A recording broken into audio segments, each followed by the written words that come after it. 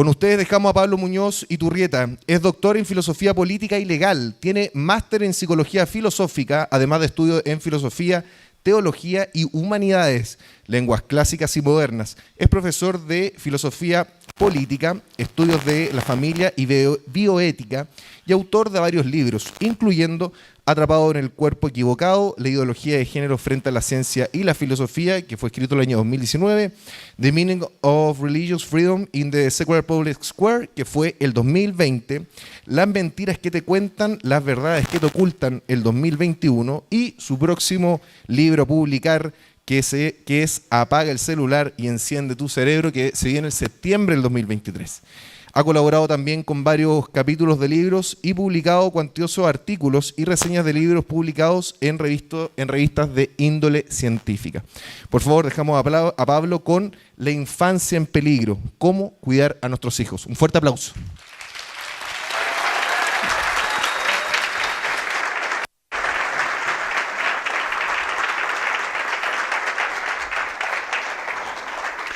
Muchas gracias. ¿Me escuchan bien ahí? Muy bien, yo con Chile tengo una historia bastante antigua y bastante larga, porque ustedes creo que ninguno, salvo Cecilia, creo que le he contado, Cecilia fue la persona responsable de traerme al gran debate de la ESI. Así es. Pero aquí en Chile yo tengo una larga historia, muchos se van a sorprender, porque mi bisabuelo era chileno. Así que esa es la sorpresa.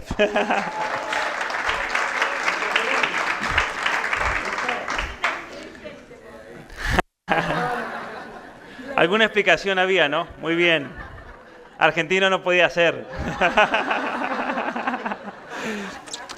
Bueno, yo creo que después de lo que nos dijo Vanessa, realmente impactante, porque ella habla como madre, y nadie conoce a sus hijos mejor que una madre, ¿no? Y por lo tanto yo le voy a dar otra perspectiva para complementar, porque obviamente no puedo competir contra esa experiencia de madre, que todas las mamás aquí presentes obviamente tienen. Pero sí voy a hablar acerca de la experiencia personal, de lo que yo he vivido con respecto a todas estas políticas que buscan destruir a la familia. Y esto no es ninguna teoría de la conspiración. Esto es algo que lo podemos observar en muchos, vamos a decir, ambientes o en muchos ámbitos, tanto de la política como de la cultura. Obviamente que si hablamos de cultura, hablamos de una verdadera batalla espiritual también por destruir a la familia, y vamos a explicar un poquito eso. Lo vemos en el ambiente de la economía, básicamente destruyendo las condiciones para que una familia pueda sobrevivir como tal, por ejemplo. Lo vemos en el ámbito de la educación, lo vemos incluso en el ámbito de la tecnología.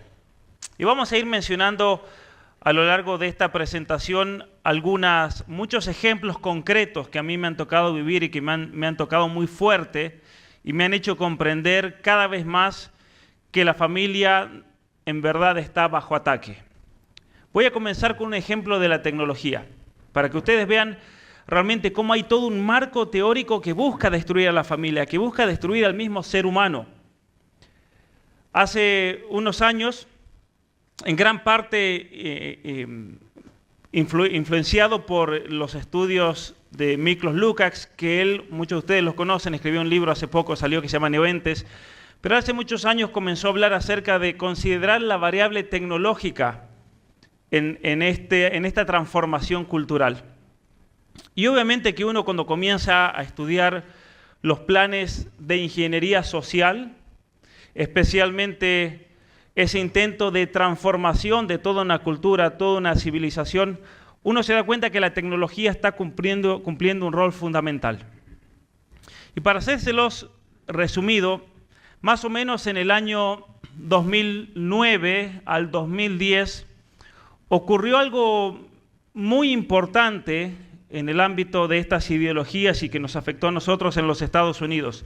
Ustedes recordarán que en el año 2008 hubo una gran crisis inmobiliaria en los Estados Unidos, A mí me tocó ver eso porque yo estaba en la universidad estudiando. Yo recuerdo que desde donde vivía hasta la universidad, por cada cuadra que pasaba habían entre 15 y 20 casas en remate, propiedad de los bancos. O sea, fue una catástrofe total que afectó a muchísimas familias. Pero ocurrió algo mucho más profundo a nivel de ingeniería social en el ámbito de aquellas personas de mucho poder adquisitivo. Aquí estamos hablando de personajes como Soros, como Bill Gates, como los fundadores y dueños de las grandes compañías tecnológicas, algunas de las familias multimillonarias tradicionales de los Estados Unidos, como el caso de los Rockefeller, ¿no? La familia Carnegie Mellon y otras más, que ellos decidieron a partir del año 2010 formar una especie de asociación que no es muy conocida, pero que curiosamente se pusieron a sí mismos como el Club de los Buenos. Para pertenecer a ese grupo había que tener obviamente un poder adquisitivo muy grande porque se requería el donar cientos de millones de dólares.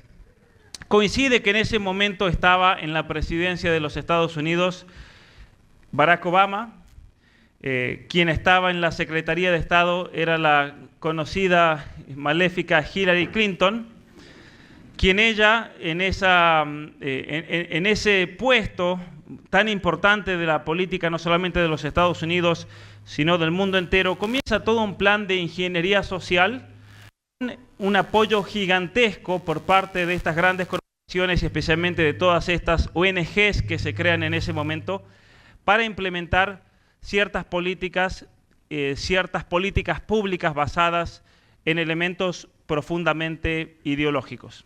¿Se escucha bien desde atrás? Muy bien. Más o menos, dicen, no se escucha muy bien. Yo escuché que se bajó un poco el volumen ahí.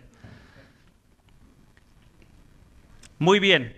Y resulta que cuando comienzo a observar todo este plan de subvención de grupos ideológicos, de grupos feministas, de nuevas ONGs que iban surgiendo, a mí me preocupó demasiado, porque estando en la universidad, estudiando especialmente las corrientes propias que surgen después de la Segunda Guerra Mundial, el posmodernismo, el postestructuralismo, luego viene todo lo que es la teoría queer, todas una serie de pseudo, yo le llamo pseudofilosofías porque de filosofías no tienen mucho, son una estafa intelectual. Yo siempre a mis alumnos les digo que hay que estudiar esas filosofías con máscara porque venden humo y te puedes intoxicar. Ahora bien, el problema es el siguiente, que si esas ideas, esas ideologías que proponían, por ejemplo, deconstruir a la mujer, deconstruir al hombre, proponer la idea de que nosotros tenemos que deconstruirnos no solamente en esa realidad masculina o femenina, sino desconstruirnos como seres humanos por medio de la autopercepción, que el ser humano tenía que ser auténtico y para ser auténtico tenía que liberarse de todo aquello que le había impuesto a la sociedad, es decir, todos nuestros conocimientos, nuestros conceptos, nuestra propia realidad, incluso biológica. Y me di cuenta, si eso se convierte en política pública, aquí tenemos un problema gigantesco, porque son ideologías que están diseñadas para destruir la esencia del ser humano, la esencia de la familia y obviamente destruir a los más inocentes de nuestra sociedad, que son los niños, porque son los que están más vulnerables a todos estos proyectos de manipulación y de transformación. Y les voy a poner algunos ejemplos concretos para que ustedes vean que esto es una realidad realmente escabrosa. Comienzo a estudiar la influencia de la tecnología, porque obviamente que uno estudiaba la cuestión política, la cuestión ideológica, la cuestión geopolítica, el rol de las Naciones Unidas y las fundaciones que están detrás de las Naciones Unidas y las compañías, especialmente tecnológicas, que están detrás de esas fundaciones, que en definitiva en las Naciones Unidas quien pone el dinero es el que manda, ¿no? Básicamente. Y resulta que comienzo a descubrir toda una serie de estudios relacionados con la bioingeniería, con la manipulación genética, enfocados en transformar al ser humano. Esto no es ninguna teoría de la conspiración, es una realidad. Tenemos grandes compañías tecnológicas que aportan gran parte de su capital, de sus ganancias, en intentar transformar la realidad del ser humano. ¿Por qué? Porque detrás de los avances tecnológicos y detrás de una tecnología que ya no es más una herramienta que está diseñada para ayudar al ser sino que es una herramienta para manipular y transformar con un objetivo concreto, con intenciones políticas y ideológicas concretas. Hay todo un marco de transformación del ser humano, como una especie de pretender que tenemos que dar un salto evolucionario, tenemos que dejar de ser quienes somos, pero eso solamente se va a dar con la ayuda de la tecnología. Es decir, tenemos que superar la muerte, tenemos que superar la enfermedad, tenemos que superar la ignorancia, pero eso solamente se va a dar cuando podamos dar ese salto y dejar de ser quienes somos. Ahora bien, voy a hacer un paréntesis para explicar algo y espero que esto quede bien claro. La ideología de género, en toda esta agenda global que buscan estas grandes compañías para transformar al ser humano, es una herramienta muy útil porque tiene una función, al menos a mí me parece así, les voy a contar muchas historias de Canadá, tiene la función de decir, vamos a lograr que ese niño, por ejemplo, que está acá, logre deshacerse de ese concepto de sí mismo como ser humano. Porque solamente cuando hemos logrado que un niño se vacíe de todo concepto mental, que se vacíe de todas las nociones que nosotros hemos heredado, de toda una civilización, de todo el conocimiento, de toda una tradición que es filosófica, que es teológica, que es una tradición espiritual, religiosa, cuando ese niño logre vaciarse completamente de todo eso, ese niño va a estar dispuesto para aceptar entonces la propuesta del nuevo hombre. Solamente así. Y por lo tanto, es muy certero cuando decimos que son los niños quienes están principalmente bajo ataque, porque a nosotros ya no nos pueden cambiar el pensamiento en general, ¿no? Ya tenemos ideas formadas, ya tenemos toda una estructura mental, un paradigma de la realidad más o menos perfecto, un paradigma que en un marco teórico determinado podemos ir incorporando información y relacionando, pero un niño no tiene eso. Y por lo tanto un niño es el sujeto perfecto de manipulación y de transformación. Y por lo tanto la ideología de género en total, como un programa de estudios, apunta a que el ser humano, el niño, se deconstruya de su propia realidad, incluso desde el punto de vista teorético, para que luego acepte cualquier tipo de transformación de sí mismo. ¿Se entiende entonces el planteo? Muy bien. Estas compañías tecnológicas entonces comienzan a subvencionar una serie de estudios que apuntan en sí mismos a transformar la realidad social del ser humano, a reemplazar el varón y reemplazar a la mujer. Porque lo que a nosotros nos distingue profundamente como hombres o mujeres, la capacidad reproductiva. Eso es de hecho el criterio universal que se usa para todas las especies en el campo de la zoología. La mujer o la hembra de la especie es aquella que tiene la capacidad de ovular y el macho de la especie es el que tiene la capacidad de engendrar. Entonces tenga plumas de colores o no tenga plumas de colores, si engendra es macho y si ovula es hembra. Se acabó el problema. No importa si se identifica como no binario, género fluido, queer o lo que sea, hay un criterio biológico de fondo. Y entonces parte de este nuevo paradigma, este marco teórico de la transformación tecnológica, es tratar de suplantar o tercerizar esa capacidad reproductiva del ser humano, esa distinción fundamental. Y eso lo vemos en intentos que ya se han hecho realidad. Esto no es ninguna teoría de la conspiración. Por ejemplo, laboratorios que han logrado sacar a partir de células de la cola del ratón por medio de inteligencia artificial. Esas células las transforman en células madres y una vez que esas células son células madres, ellos pueden producir óvulos o espermatozoides. Y no importa si el ratón es macho o hembra. ¿Se entiende? Y los propósitos de estos estudios tienen que ver con el hecho de poder eventualmente producir óvulos a partir de hombres. Y ustedes me dirán, ¿pero eso para qué? ¿Por qué tenemos compañías tecnológicas que curiosamente son subvencionadas por Amazon, compañías de bioingeniería que están siendo subvencionadas por Amazon, por Facebook, por los fundadores de Skype y especialmente por los fundadores de una compañía que se llama OpenAI? OpenAI se hizo famosa en los últimos meses porque ellos lanzaron al mercado el famoso ChatGPT. Hay un hombre ahí llamado Sam Altman, que es el cofundador de esa compañía junto con su novio. Los dos son homosexuales.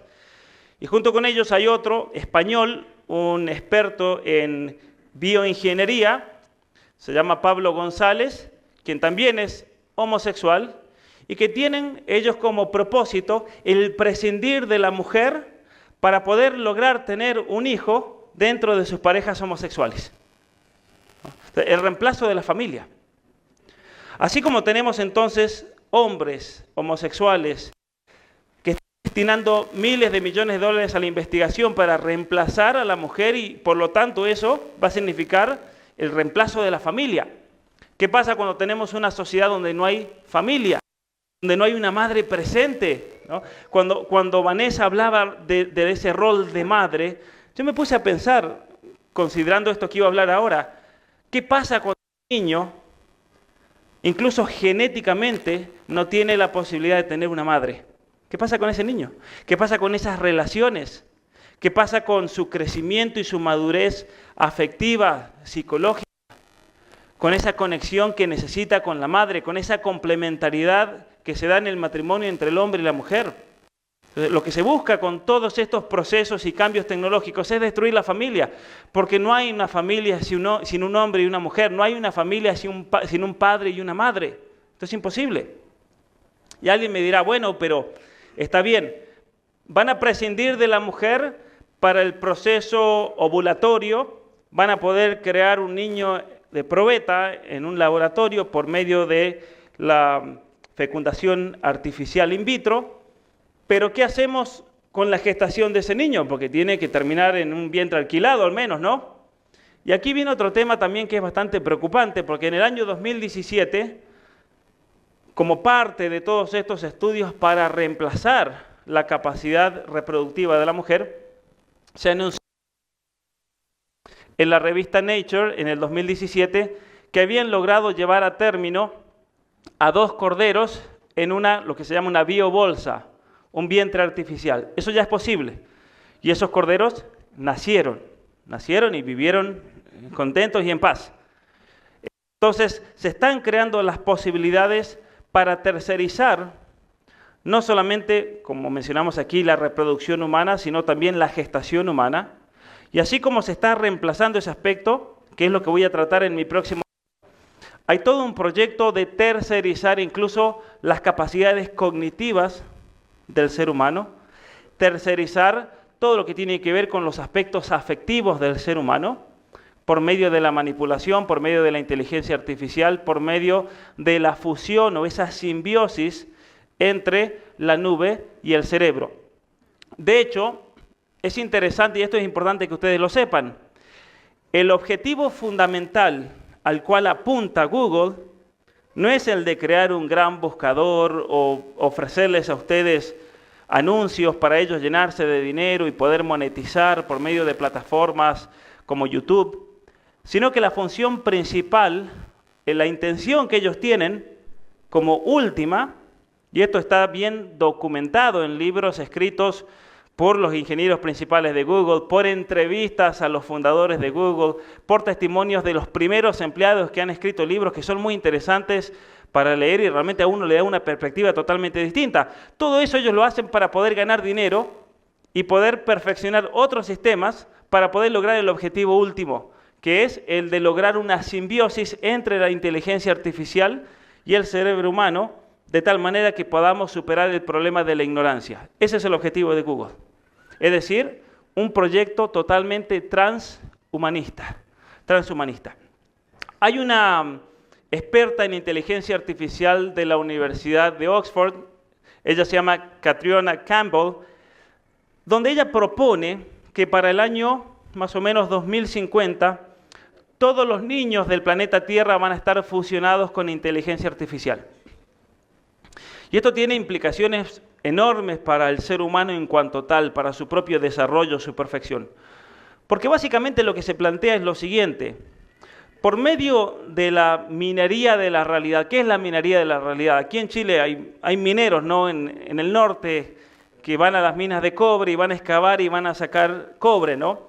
Pero cuando hablamos nosotros de minería de la realidad, es todo un proceso por el cual tratamos de observar absolutamente todo lo que hace el ser humano, su conducta, su comportamiento, sus reacciones, sus motivaciones, sus conexiones dentro de una sociedad, sus movimientos, su estado psicológico, su salud, su constitución genética, y todo eso se lo traduce en datos para que por medio de fórmulas matemáticas, con la capacidad, con modelos predictivos, podamos predecir cuál va a ser el próximo paso de esa persona.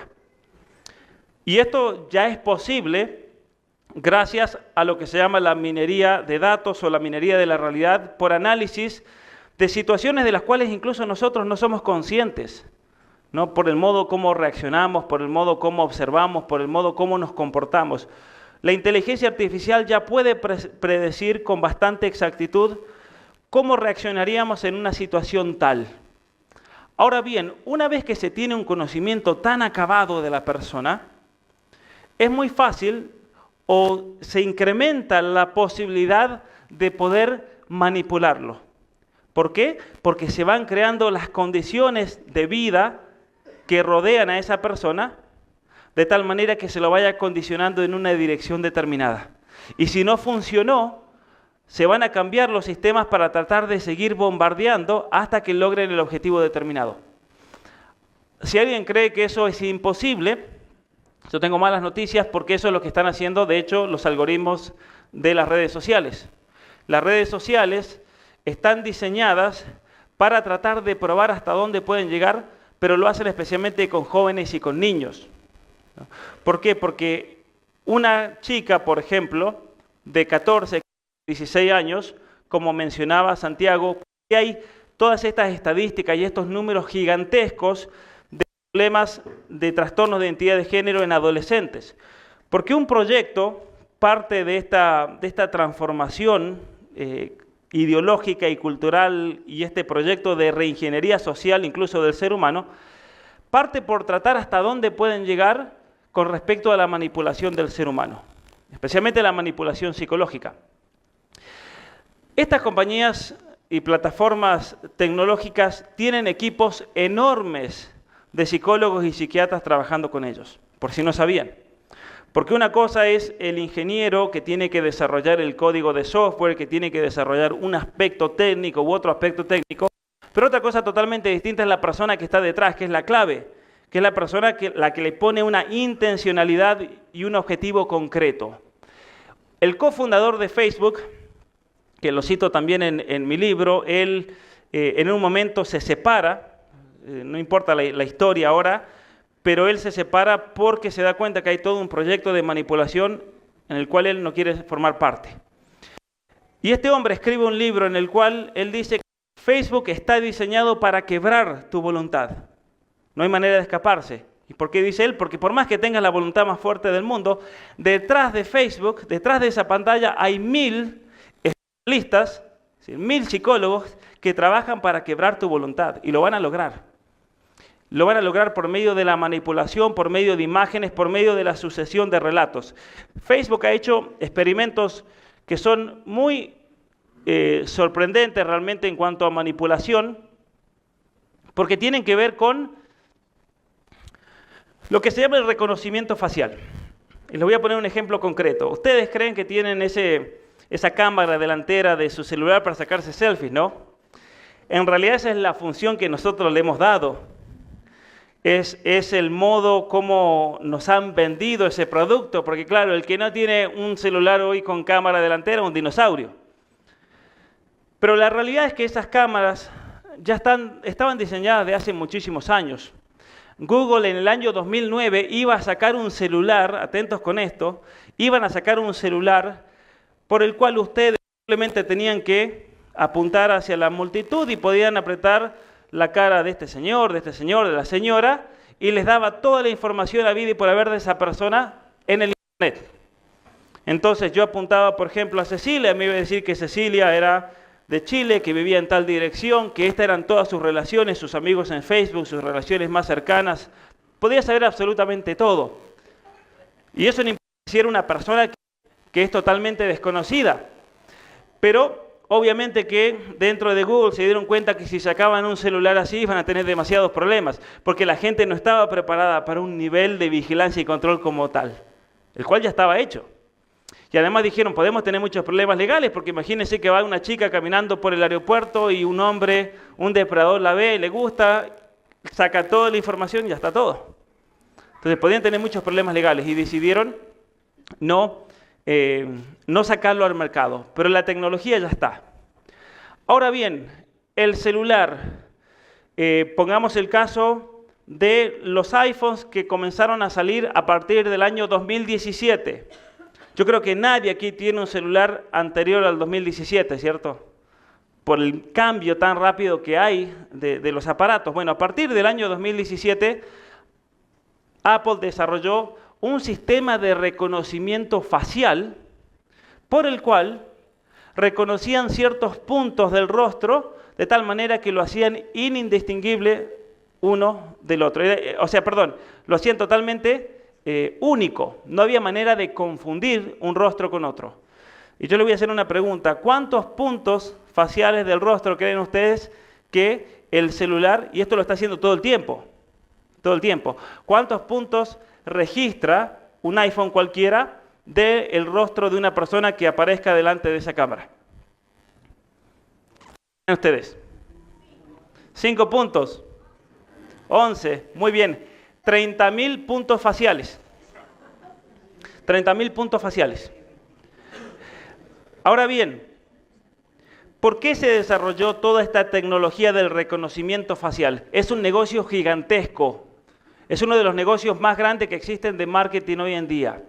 Porque una vez que yo tengo acceso a las expresiones faciales de la persona, yo puedo determinar reacciones que son imperceptibles para la misma persona, porque son reacciones instintivas. Y de esa manera hay una compañía que se llama Clearview AI, que lo que hacen es infiltrar celulares por medio de aplicaciones. De hecho, en la página web ellos dicen que tienen infiltrados 3.000 millones de celulares en el mundo. Y yo vendo un producto, supongamos que yo vendo libros, vendo un libro que se llama Atrapado en el cuerpo equivocado, y yo quiero saber cuál es la reacción de la persona ante esa tapa, si esa tapa les gusta o no les gusta. Entonces yo puedo hacer pruebas. Yo puedo hacer pruebas como una especie de piloto y luego hablar con las compañías tecnológicas, con Facebook, con Instagram, con TikTok, para que muestren esas imágenes a grupos determinados de la población. Y no solamente de un país, de muchos países, y que sean grupos representativos donde hayan distintas clases sociales, distintas edades, distintas condiciones, estudios. Y de esa manera yo puedo, por medio del reconocimiento facial, analizar las expresiones de las personas y determinar si ese es un producto que va a ser aceptado o no. Eso se hace mucho. ¿Saben qué compañía usa del reconocimiento facial todo el tiempo para darle un rating, una categorización a sus programas? Netflix. Netflix usa de esta compañía para determinar si una temporada va a ser exitosa o no. Y dependiendo del reconocimiento facial de las personas, ¿no? Entonces ustedes están sentados en su casa, lo más tranquilo, viendo un televisor. Si tienen un Samsung, sonaron. Porque Samsung tiene incorporada, por ejemplo, toda la tecnología de reconocimiento facial. Mientras el Samsung esté enchufado, el Samsung los va a estar filmando, para que sepan. No importa si está apagado o prendido, mientras esté enchufado, el sistema de reconocimiento facial está funcionando. Hoy en día, compañías como Samsung, como General Electric, por ejemplo, y muchas otras, ganan más dinero con los datos que ellos obtienen del hogar y los venden que con el producto mismo. ¿Sabían ustedes eso? ¿Saben ustedes por qué los productos chinos son tan baratos? Porque las compañías chinas los venden con un valor inferior a lo que cuesta producirlo. Entonces los chinos son tontos porque pierden. Y no pierden. Lo que pasa es que el gobierno chino los subvenciona porque luego todos los centros de datos en China son propiedad del gobierno comunista. O sea, una compañía tecnológica, y tenemos muchas compañías tecnológicas gigantescas en China, está el caso de Huawei, por ejemplo, la gran compañía de telecomunicaciones, y hay varias más. General Electric ahora pertenece a China, de hecho se la vendieron a una compañía china. Cuando una compañía tecnológica en China diseña inteligencia artificial, algoritmos y los centros de datos donde se recolecta toda la información, Los tres pertenecen al Partido Comunista Chino. Recordarán ustedes cuando Trump quiso bloquear a TikTok. Lo bloqueó en Estados Unidos, luego vino un juez federal que puso un freno a eso, pero Trump había dicho, si TikTok para fin de mes no vende la compañía a una compañía norteamericana, no puede operar más en el país. Una decisión bastante sabia, porque le habían informado que TikTok es una aplicación de espionaje, de reconocimiento facial y de muchísimas cosas más, que no voy a ahondar ahora, pero lo pueden ver después en mi libro y se van a asustar bastante. Ahora bien, China frenó la venta. ¿Y por qué frenó la venta del gobierno chino? Porque TikTok no podía vender la marca, porque lo más importante de TikTok es el algoritmo, los sistemas de inteligencia artificial y aprendizaje de máquina y los centros de datos. Todos pertenecen al gobierno chino. Entonces no lo podían vender, ¿no? Se acabó el problema. Ahora bien, China, entonces, yo le decía que subvenciona a todos estos productos que son muy baratos en el mercado, seguro que acá en Chile les llega de todo de China, porque lo que hace el gobierno chino es recibir todos esos datos como un pago de las compañías que fueron subvencionadas por el manejo de datos, porque mientras más datos se tengan, más grande es la capacidad de la inteligencia artificial y el aprendizaje de máquinas, simplemente. Porque si yo quiero comenzar a manipular a una población, necesito tener la mayor cantidad de datos de la mayor cantidad de personas. Y por eso hoy en día las redes sociales son la mina de oro para todos los proyectos de ingeniería social. Vamos a ver cómo, por ejemplo, desde el año 2010 se da un fenómeno único. La depresión siempre se ha encontrado en ciertos niveles y especialmente en ciclos que bajan y suben, pero son más o menos estables. No es que de repente hoy las chicas de 15 años tienen depresión como si nunca antes hubiesen tenido. Pero lo que ocurre a partir del año 2010 es que hay un aumento que se acentúa en el 2012. ¿Qué pasó en el 2012? Y esto se da en todo el mundo. No es solamente en Estados Unidos, en Canadá, se da en Chile, se da en Argentina, se dio en México, en China, en Japón, en todos lados. El ingreso de las redes sociales por medio de aplicaciones en celulares inteligentes. A partir del 2012, el 95% de los adolescentes en los Estados Unidos ya tenían un celular inteligente. Ahora bien, lo más preocupante de este gráfico, ¿qué creen ustedes que es? Si ustedes ven este gráfico van a ver que aquí, por ejemplo, hay estabilidad, sube, baja, más o menos estable, pero aquí no hemos tocado el techo. Una de las razones posibles por las cuales no hemos tocado el techo y no vamos a tocar el techo es que cada vez más jóvenes y más niños comienzan a usar de la pantalla a temprana edad. ¿Sí? Comienzan a usar de las pantallas, comienzan a usar de las redes sociales, y las redes sociales tienen mecanismos de comparación social. Esto es el peligro. ¿Qué es la comparación social? Es un mecanismo por el cual nosotros nos juzgamos con respecto a otros. Ahora bien, el mecanismo de comparación social es muy diferente entre un niño y una niña. Sí, porque aquí estamos hablando de cómo proteger a los niños, ¿cierto? Yo les voy a dar algunas pautas para que ustedes vean la seriedad del problema. Cuando un varón mira a otro varón, en general tiende a imitarlo. Por ejemplo, si un niño ve a Messi, no le va a dar depresión porque nunca va a poder pegar la pelota como Messi, sino que el niño va a tratar de imitarlo y va a hacer lo posible para ser como él. Yo le voy a hacer una pregunta a los varones jóvenes especialmente. Ustedes abren Instagram y ven a un tipo en un gimnasio levantando pesas y musculoso. ¿A ustedes les da un problema de autoestima y depresión?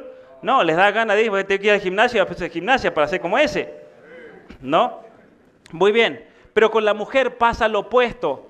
Los mecanismos de comparación social en la mujer tienden a causar problemas de autoestima. ¿Qué es la autoestima? La autoestima es básicamente la valoración que uno tiene de sí mismo. ¿Cómo se valora a sí misma? ¿Qué valor tiene? ¿Qué especialmente concepto tiene uno de sí mismo? Pero en las adolescentes hay un periodo único que se da en la mujer solamente, que es todo lo que tiene que ver con los procesos hormonales y cambios físicos, ¿no?, que se dan en la pubertad. Y la mujer No quiero generalizar porque no pasa en todos tal vez, pero la mujer tiende, o las niñas, las adolescentes, tienden a pasar por un proceso de inseguridad personal porque no entienden qué está pasando. De repente eran niñas y de repente se encuentra que son mujeres. Y muchas no quieren ser mujeres, quieren permanecer en ese estado de niñas.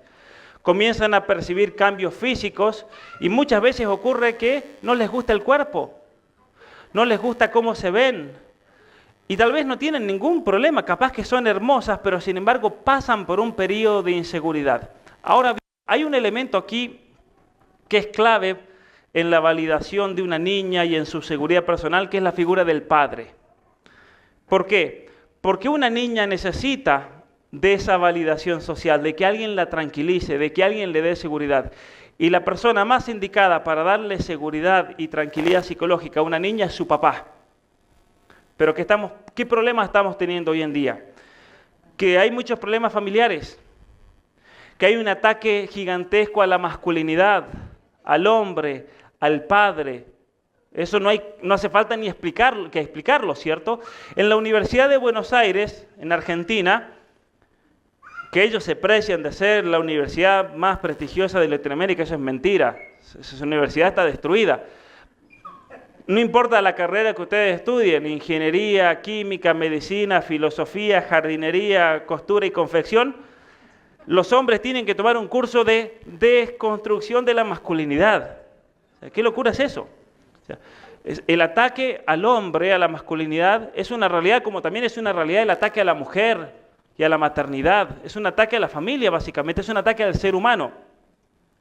Muy bien, pero como el hombre entonces, en general, hoy en día está tan inseguro de sí mismo, hay muchos problemas familiares, hay muchos problemas sociales que tienen como fuente la falta de ese padre dentro de una familia. Es una realidad.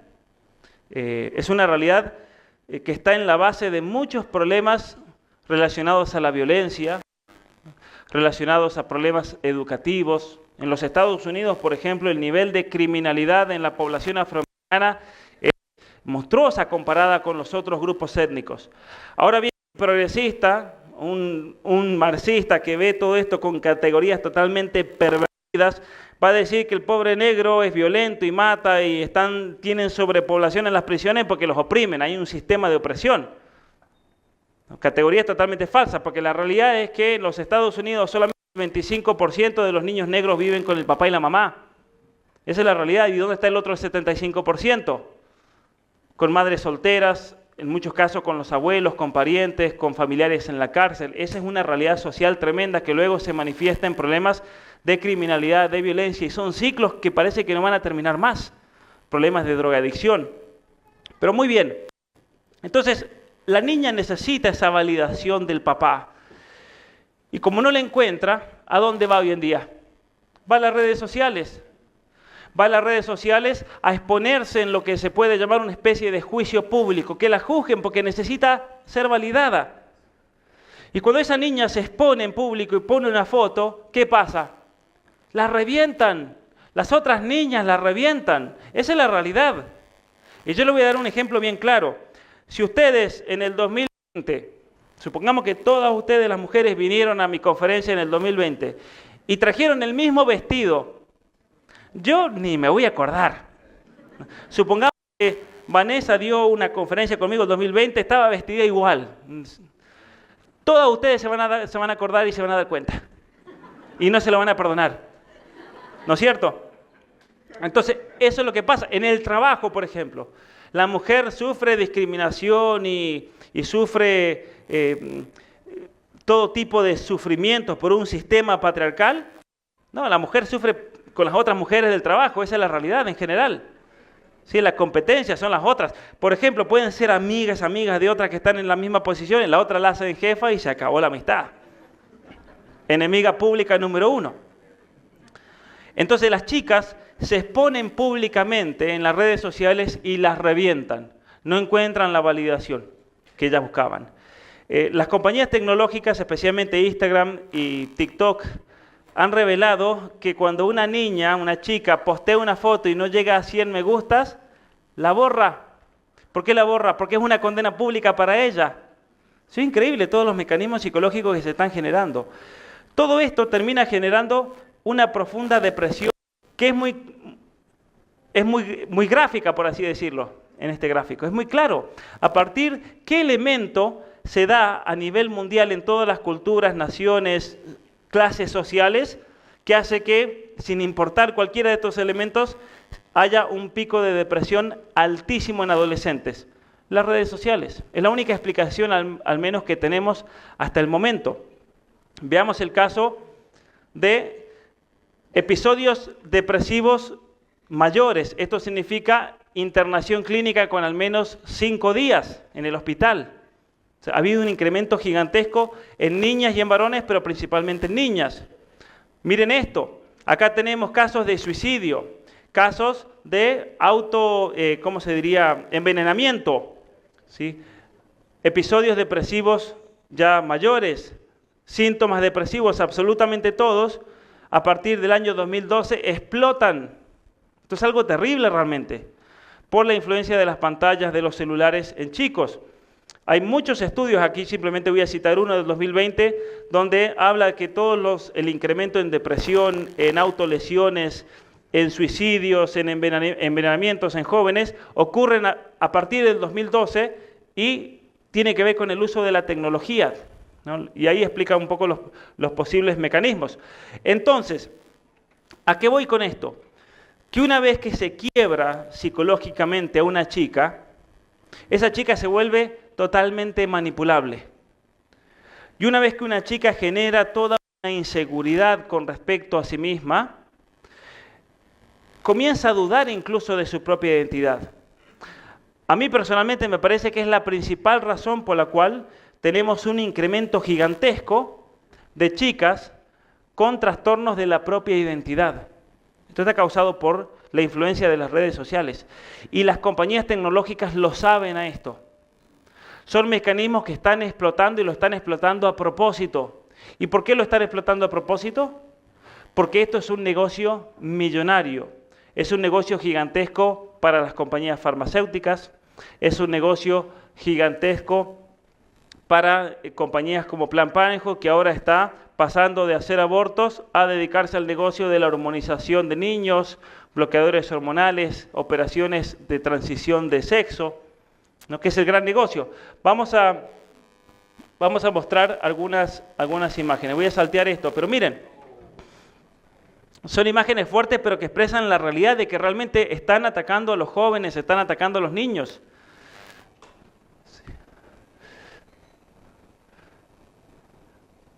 Sí, el bloqueador hormonal Lupron, que es una droga para el cáncer, ¿sí? Para el cáncer de próstata.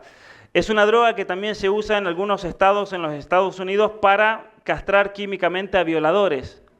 ¿Por qué? Porque una de las secuelas de este remedio es bloquear la testosterona, por ejemplo, en varones. ¿Sí? Bloquear, en el caso de las mujeres, los estrógenos. En el 2018, que es el último dato que tenemos, generó 726 millones de dólares.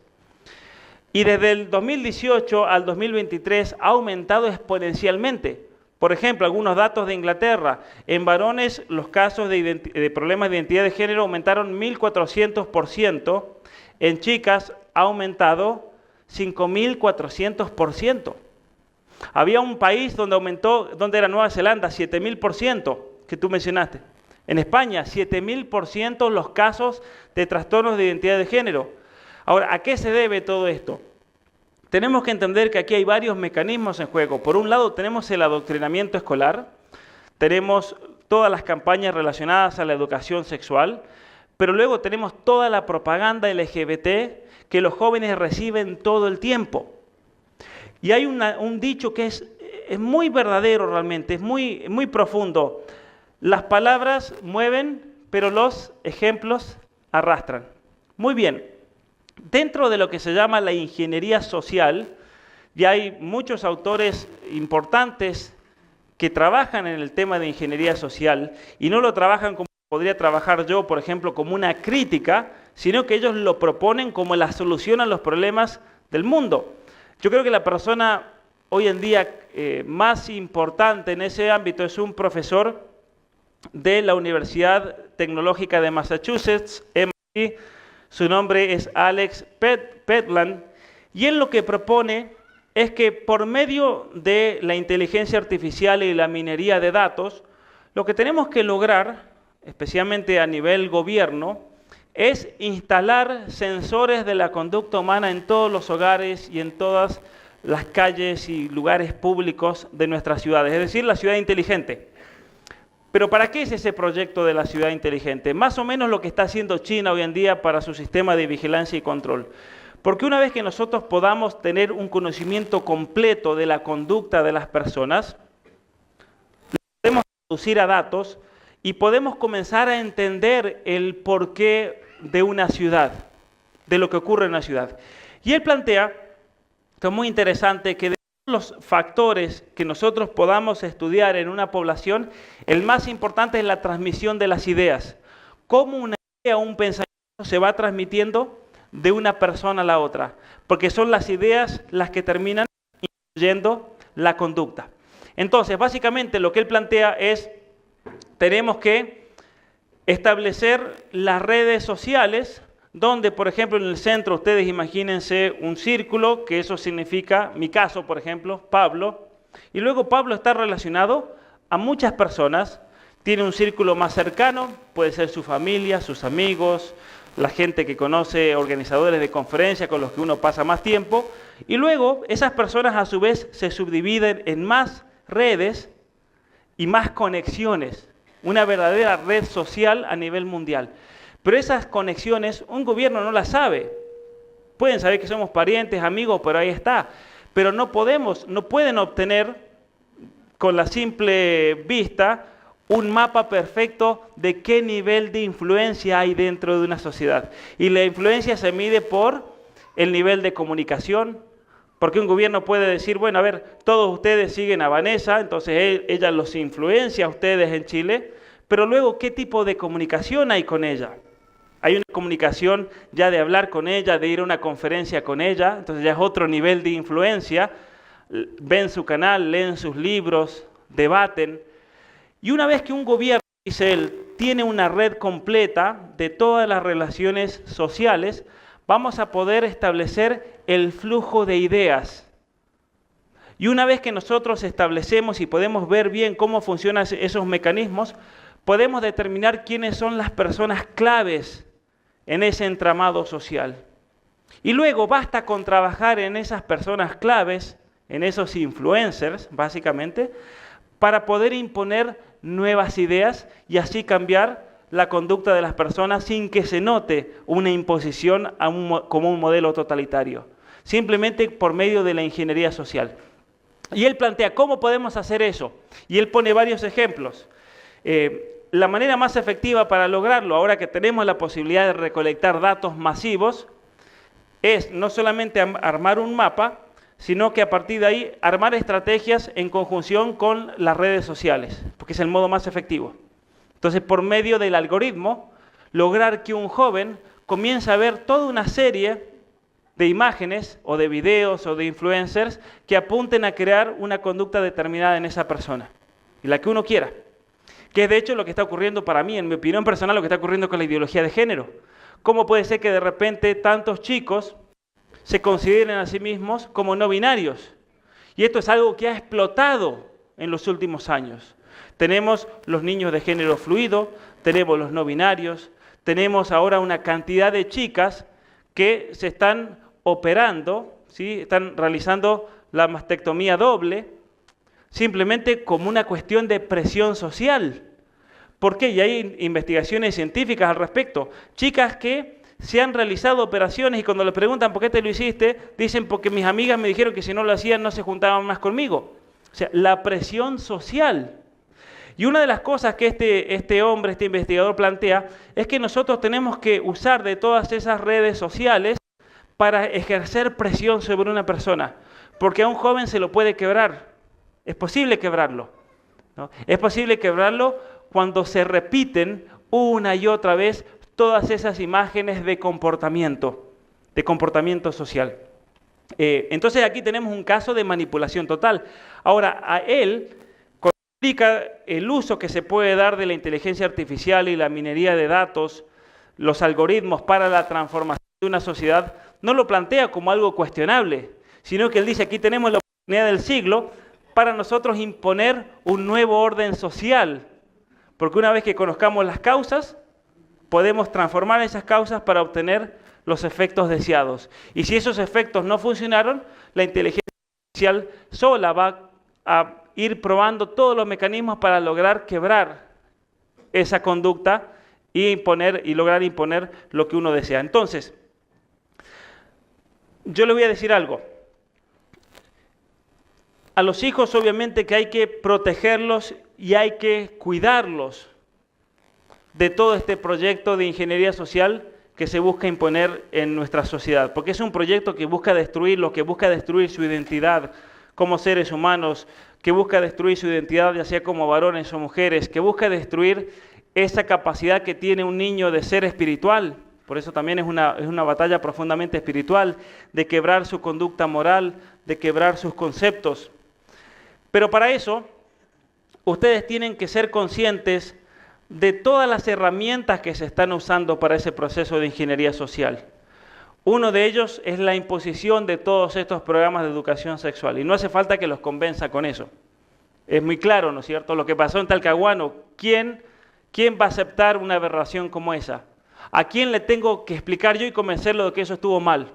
¿No? Pero eso que ocurrió en Talcahuano es moneda corriente en lugares donde se ha logrado imponer toda esta nueva perspectiva.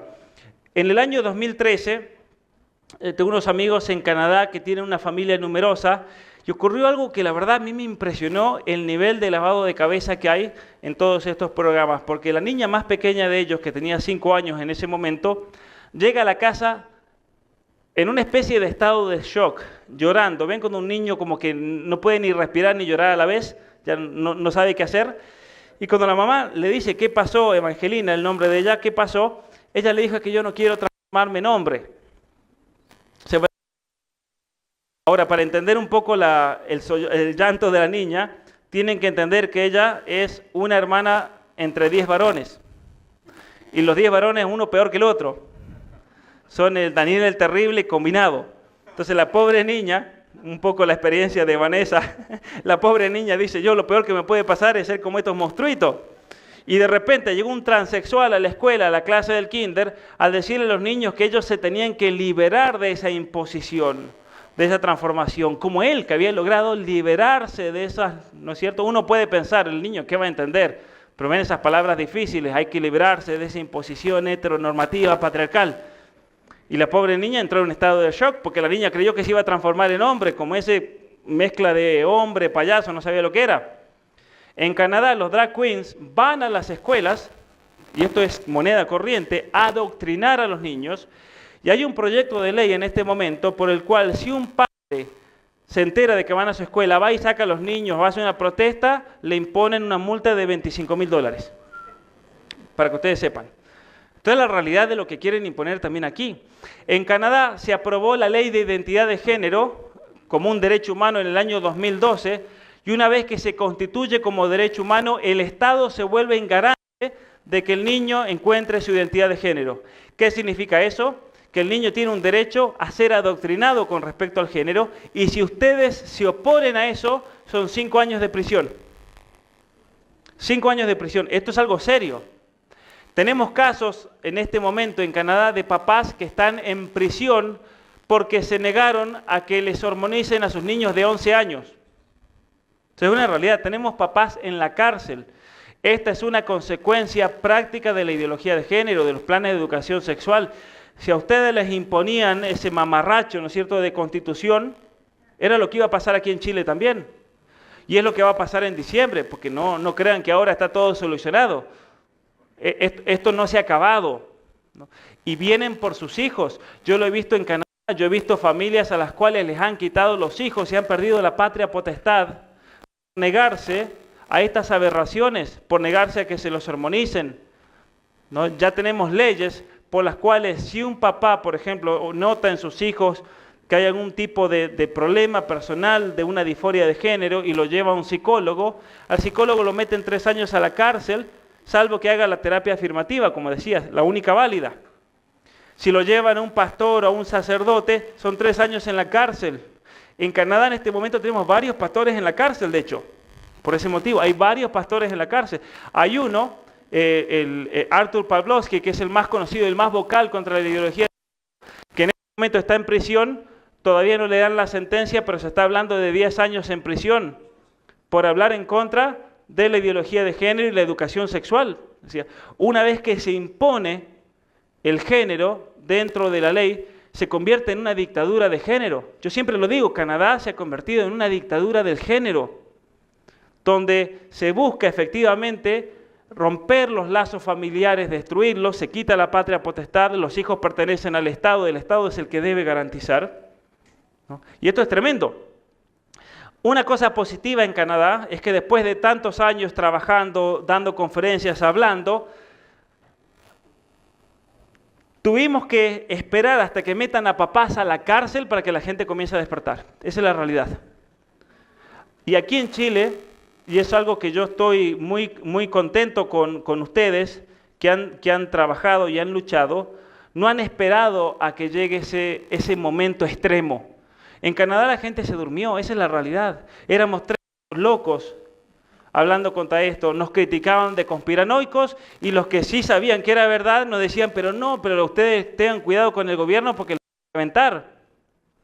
Y tuvo que pasar lo de los camioneros, ustedes se acordarán, los camioneros se levantaron contra el gobierno totalitario de Trudeau y fue gracias a los camioneros que la gente se envalentonó para comenzar a hablar de todas estas cosas. Porque la marcha y los bloqueos de los camioneros no fue como algunos medios decían, que era simplemente por los camioneros y porque no se querían vacunar. No, fue impresionante, yo estuve presente y fui parte de eso. En los camioneros, el primer camión que llega, el primero de la fila, que todos dijeron, ese va a ser nuestro camión, ¿sí? Tenía una inscripción gigantesca en un acoplado de esos de 18 ruedas que decía, hay que obedecer a Dios antes que a los hombres. Eso fue, ¿no? Fue impresionante.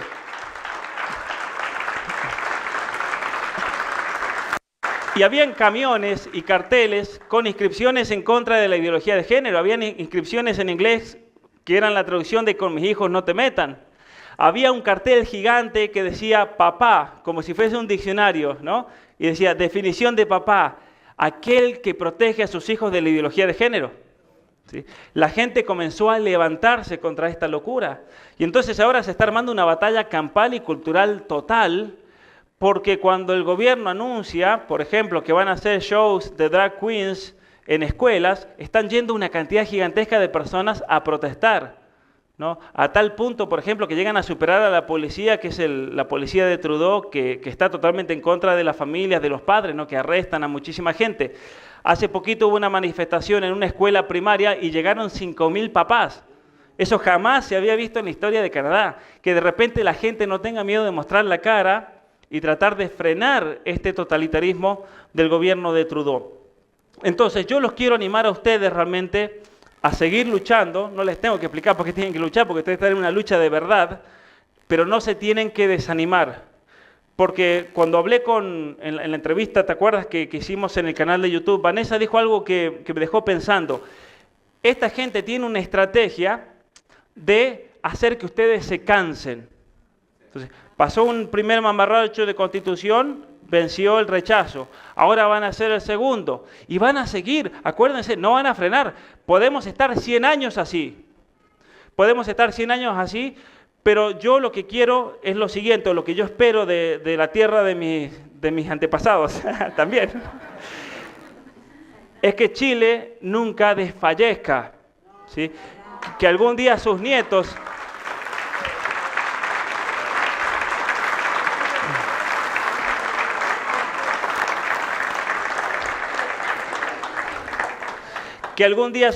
sepan que ellos están libres, que ellos tienen la posibilidad de vivir en paz y con familias y los nietos y nietos de sus nietos, porque ustedes lucharon.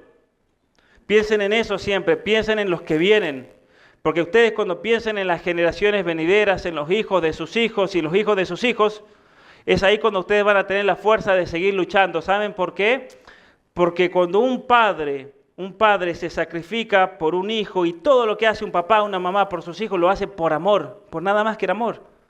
Y el amor es lo único que nos va a sostener en esta batalla. ¿Sí? Piensen que ustedes al menos están conscientes de este peligro, pero imagínense la cantidad de gente, los millones que hay en Chile que no son conscientes de este problema. ¿Sí? Piensen en esa gente, piensen en los niños de esa gente también y luchen por ellos. No los odien a esa gente, porque ellos también tienen hijos que van a perecer en esta batalla. Y luchen por ellos. ¿Sí? Anímense realmente a ser vocales. Y no le tengan miedo a este gobierno. Si hay un payaso aquí de presidente. ¿Un payaso? ¿Qué lo va a hacer?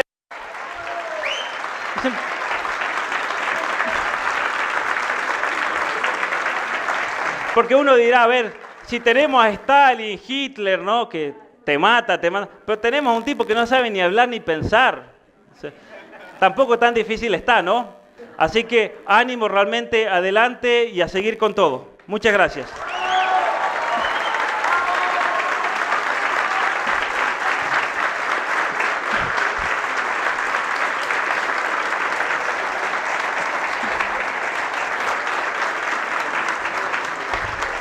Para los que, una pequeña primicia, pero este va a ser el libro que sale en septiembre, Apaga el celular y enciende el cerebro, tu cerebro, que es un libro que habla especialmente de la manipulación y el control por medio de la tecnología, de la inteligencia artificial. Es un libro que yo creo que va a hacer muchísimo bien y el subtítulo, como lo dice, es Manipulación, Control y Destrucción del Ser Humano, así que espero estar aquí en Chile también para presentarlo cuando salga.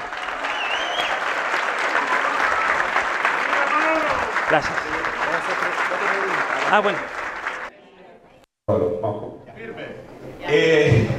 Bueno, me presento, mi nombre es Nicolás Chupudón. Quería hacer una consulta con respecto a algo que está pasando, que es parte de Agenda 2030, que tiene que ver con Sound of Freedom.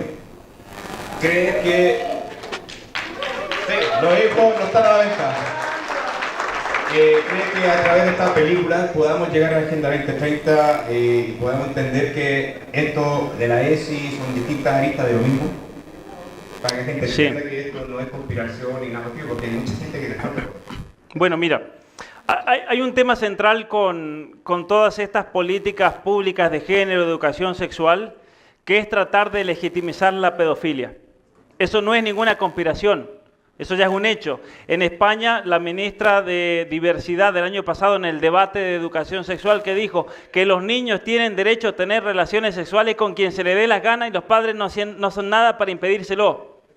En Buenos Aires, caminando por la avenida 9 de Julio, me encontré en la parada de bus con un cartel enorme, con una niña, y decía, tener relaciones sexuales es tu derecho, que tus padres no te lo impidan. ¿Sí?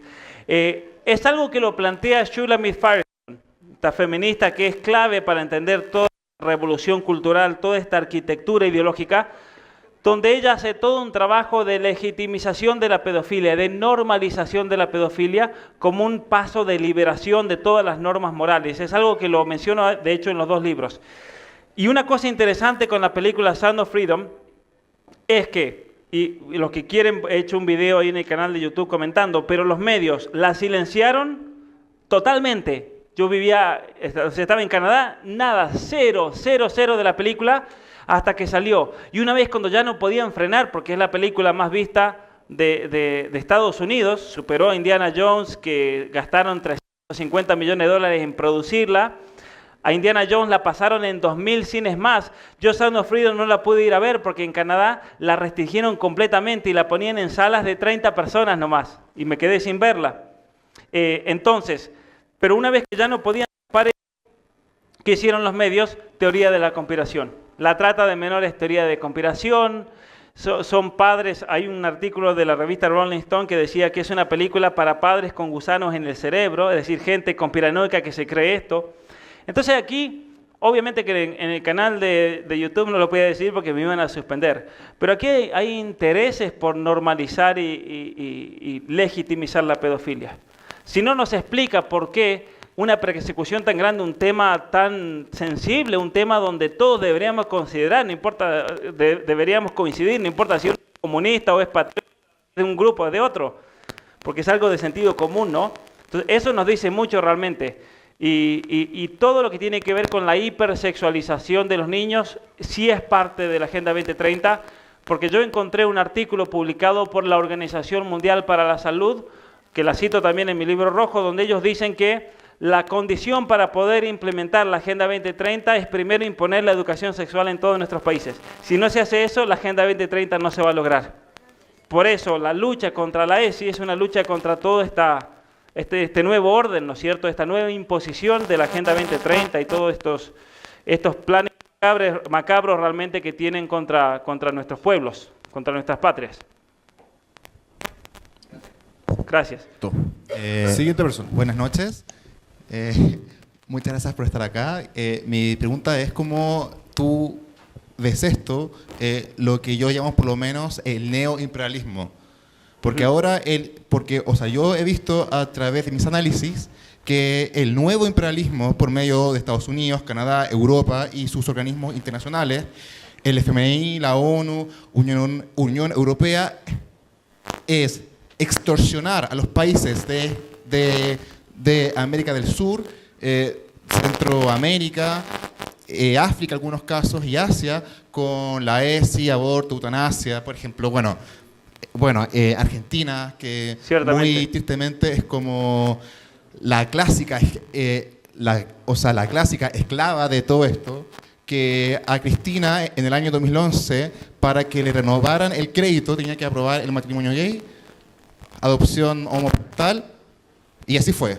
Y claro, después Alberto Fernández, de nuevo lo extorsionaron con el crédito, que es como la historia de siempre en Argentina, para el aborto. Y también se ve, por ejemplo, en África, que para la Unión Europea, para que los países reciban como las ayudas internacionales, tienen que también tener ese aborto y todas estas cosas.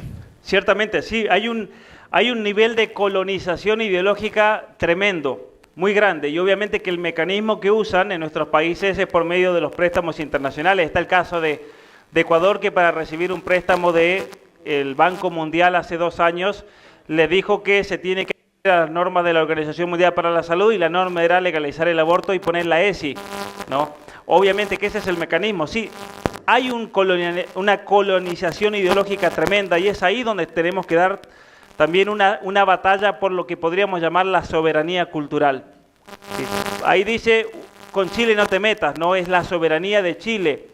Pero para que Chile tenga soberanía y tenga una identidad cultural, una identidad espiritual, hay que trabajar mucho en la formación de las personas.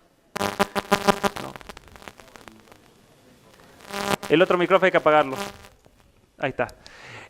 Hay que trabajar en la formación de las personas, porque nosotros hablamos de que hay una batalla cultural, ¿cierto? Hay una batalla por imponer una ideología concreta en un país para destruirlo. Pero para poder hacerle frente, la población tiene que estar formada, la población tiene que tener cultura, la población tiene que tener seguridad de su propia identidad. Y esto es lo que está pasando hoy en día, me parece, en todos nuestros países, que hay un nivel de ignorancia muy grande, hay un problema de educación muy grande. Obviamente que el sistema educativo en general está destruido en todos lados, y eso posibilita entonces poder manipular y controlar una población.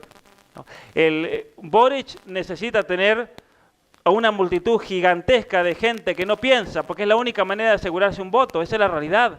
Y con Alberto Fernández peor todavía, y lo vemos con Pedro Castillo, que no sabía ni hablar, y luego lo tenemos a López Obrador en México en las mañaneras, que parece que el pobre hombre está borracho cuando habla. ¿Lo han escuchado alguna vez? Y ustedes no sé si saben inglés o francés, pero Trudeau es otro payaso. Es otro payaso que los periodistas le preguntan algo y se traba el hombre, no sabe ni responder. Y Biden, ni hablemos de Biden, pobre, para no ofender. O sea, esa es la realidad. Estamos siendo gobernados por toda una manga de inútiles que después se hacen los malos con Rusia y demás, y pueden generar una catástrofe mundial por todo esto, ¿no?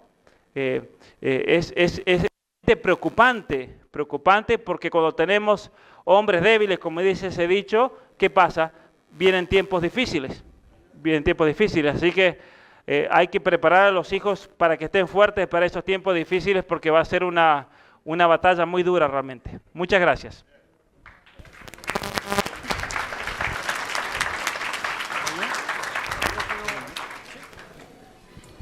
Sí, se escucha.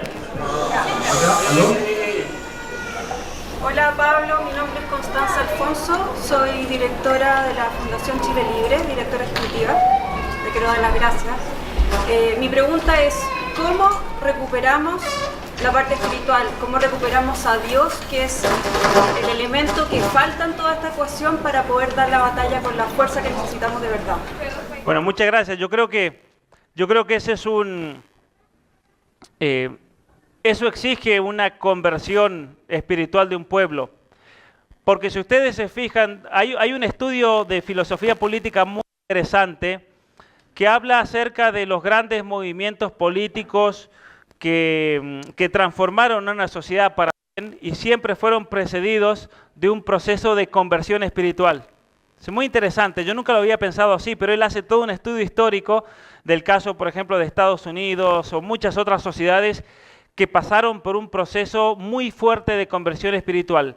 Y hay un historiador inglés que enseñó en la Universidad de Harvard, su nombre es Christopher Dawson, que es un historiador de la cultura, una persona realmente sensacional. Bueno, él ya falleció, pero los libros que dejaron son de una riqueza impresionante para entender la cultura. Y él dice que nuestra cultura, nuestra civilización occidental, surge de un proceso de transformación espiritual, de una conversión espiritual que le dio una reorientación total al significado de la vida y a las vidas de las personas, con el cristianismo, ¿no? Con el mensaje de Cristo. Y por eso, Vanessa decía que esta es una batalla espiritual, ¿no? Y mucha gente pregunta, ¿es una batalla cultural o es espiritual o no? Esta es una batalla cultural, no es espiritual, o es espiritual y no es cultural. Pero en realidad, a mí, al menos así lo veo yo, en nuestra cultura son la misma cosa. Si estuviésemos hablando de la cultura de los chinos, de los japoneses, ahí podemos hacer una distinción. Pero nuestra cultura, nuestra civilización occidental, surge de una transformación espiritual. Por lo tanto, el elemento espiritual es central de la cultura. Y es muy buena esa pregunta, porque si realmente nosotros somos conscientes de que quieren destruir esa cultura, el elemento fundamental que ellos quieren destruir es la vida espiritual de las personas. ¿Por qué? Porque la vida espiritual vendría a ser como el elemento más elevado de la vida de una persona. Nosotros tenemos muchos aspectos psicológicos, afectivos, cognitivos, volitivos, pero hay un elemento que trasciende todo eso, que es la vida espiritual del ser humano y especialmente esa capacidad de relacionarse los unos a los otros. Por eso Jesucristo decía hay que amarse los unos a los otros, por esa capacidad de relacionarnos que tenemos, y por encima de eso hay que amar a Dios sobre todas las cosas. Se necesita de una transformación espiritual muy grande. Ahora, el único, yo creo, que puede realizar una transformación espiritual así es Dios, ¿no es cierto? Porque Dios es el que toca los corazones, así que ahí se lo dejo a Él. Cada uno haga lo que pueda en sí mismo, ¿no?